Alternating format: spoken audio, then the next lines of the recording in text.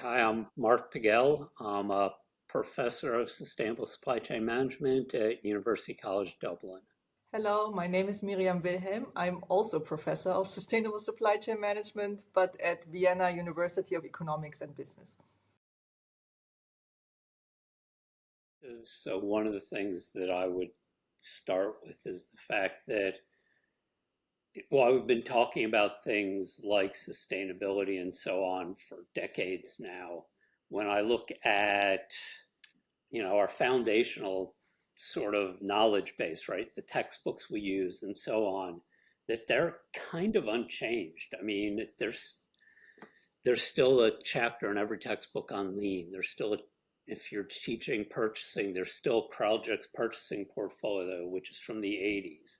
And these tools aren't necessarily useless, but they were all designed before we really started engaging with sustainability. And yet we haven't questioned them. So that's where I would start. Miriam, you want to build on that? Yeah, maybe to elaborate on some of the things that Mark was just mentioning. So I think the things that we're teaching in the classroom, and I'm also guilty of that myself, are things like the super responsive supply chain. So take Zara's model, for example, which has taught us how you can design a supply chain that can almost instantly react to any market shifts or shifts in consumer demand. And that's impressive, of course, but it has led to very unsustainable business models, as we know. So clothing production has doubled. Consumers are consuming or buying more clothes. And most of these clothes end up on landfills. And we have now companies like Shein and Boohoo that have even become more extreme in how they're practicing these models. We think it's time for a revolution to kind of question the things that we've been teaching and preaching as supply chain management scholars. Kind of to put all of that together, we've been doing sustainability for 30 years, yet all of the problems that we came to be addressing have gotten worse, right? That while we now have this plethora of articles and people working in the space, the reality is, climate change has accelerated. There are more people in precarious work, and all of those things have gotten worse. So clearly, we need to change something. So yeah, the term people blind is actually something that we didn't come up with, full disclosure, but that was suggested to us. I think it was one of the editors, right, Mark? That suggested it to us. And we actually like that term because I think it really captures these shortcomings of the current supply chain management models that we've just been talking about, right? So we talked about super responsiveness and a super efficient supply chain, and that's what we're teaching and researching. But as I said, all this flexibilities, all this efficiency is currently created at the expense of people. So these people that can be workers, but there can also be local communities, or it can be society at large. So we as people, we're often paying the price for this enormous efficiency and this enormous responsiveness that we're creating with these supply chains. And when you bring that back to the idea of needing to rethink how we do our work or to revolutionize it, the traditional approach to people and communities and so on in our literature has been to treat them as resources. I mean, you can go back 30, 40 years when we started doing optimization models, the dual resource constrained job shop. The constraints were people and equipment. People were just another resource, just like the equipment.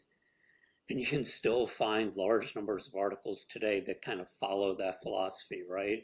That it's even if they account for people, it's how do we use the people to improve the operations, not how do the operations affect the people or the communities they live in, and so on. So I think where I'd start as a researcher is that we've been researching the wrong things, if you will. There's the old adage or the old joke of the drunk is looking for his keys underneath the light, the street light, and they ask him, why is he looking there?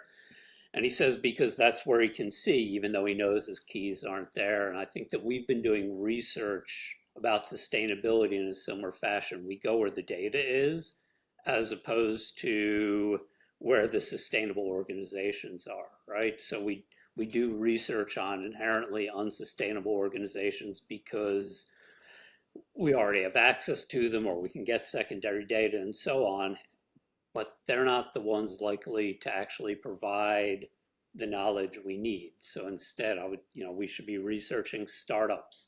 Maybe we need to get involved in helping startups build scale. We've been, so in essence, I would say we need to look in new places if we actually want to make real change. We invite you to read the paper where we elaborate a lot more in detail on, the methods that new methods that we need to explore, but also new ways of theorizing. And one of the ideas we put forward is that maybe we shouldn't just focus on what we consider best practice, because I think we have been very much focused on best practice companies and very much focused on what we call the sustainability leaders. And these companies are arguably better than others regarding sustainability, but they're not there where we would like them to be, right? So that's one of the things we could change. Maybe let go a little bit of our obsession with best practices, but define what is a desirable end state. So that one of the ideas we put forward is that of what we call prospective theorizing. So imagine the end state, the desirable end state, and then theorize backwards from that. What are the kind of practices we would need to get there, as opposed to being limited to what we currently see companies are doing and taking that as, the desirable thing to do, right? Because our efforts shouldn't stop there. They should go beyond that. And to some extent, maybe this sounds very abstract, but I think to some extent, we're already doing that when we have this idea of, circular supply chains, for example. I think that's a desirable end state, right? And so I think we can do it, but maybe we should do it in a much more systematic manner. I mean, so you can sort of circle that back to where we started, right? That a lot of our current research is about taking existing practice and existing theory as sort of a given and trying to improve upon it.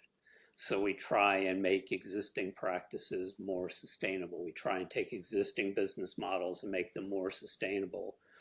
And I think what, in essence, we're calling for is that, that approach can only get you so far, right?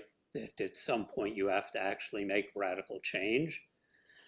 And I think we're very comfortable telling companies that, right? That they have to radically change their business model to become sustainable, but we have to do the same, right? We can't continue to do research the way we have in the past and on the organizations we have in the past and expect the outcomes to be fundamentally different.